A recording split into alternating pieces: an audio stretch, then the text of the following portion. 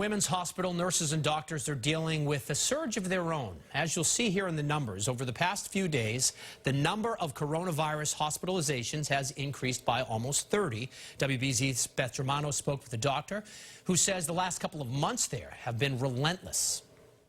March 10, 11, everything was going fine, and then suddenly a week or two later, we have hundreds of people in the hospital with coronavirus. It was an explosion of patients critical care doctor Carolyn D'Ambrosio had never seen before. And even as the number of hospitalizations for the virus in Massachusetts steadily declines, she still describes war-like trauma, unprecedented in her more than 20-year career.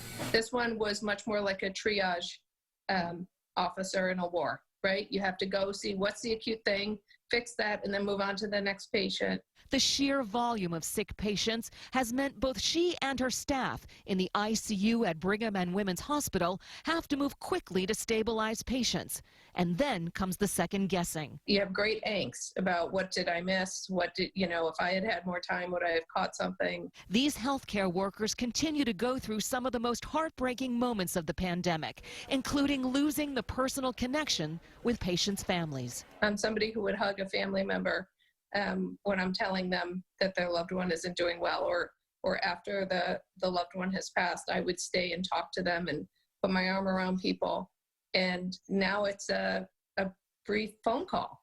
Typically, Dr. D'Ambrosio says she is not treating a lot of elderly patients here, considered the most vulnerable to the disease, but many in their 50s and 60s, and death is an almost daily experience. We have several deaths in a day sometimes. There was a day a few weeks ago where there were 5 deaths on the team I was on. And that's really hard for everybody. They try to lift each other up with inspiring messages of strength. Now, 2 months into this crisis, Dr. D'Ambrosio says they've learned a lot about treatment, but she says they're still bracing for the state's gradual reopening. In the fall, we're expecting that it's going to ramp up again unless we have vaccines or treatments by then. Sobering words from the front lines, still fighting this war.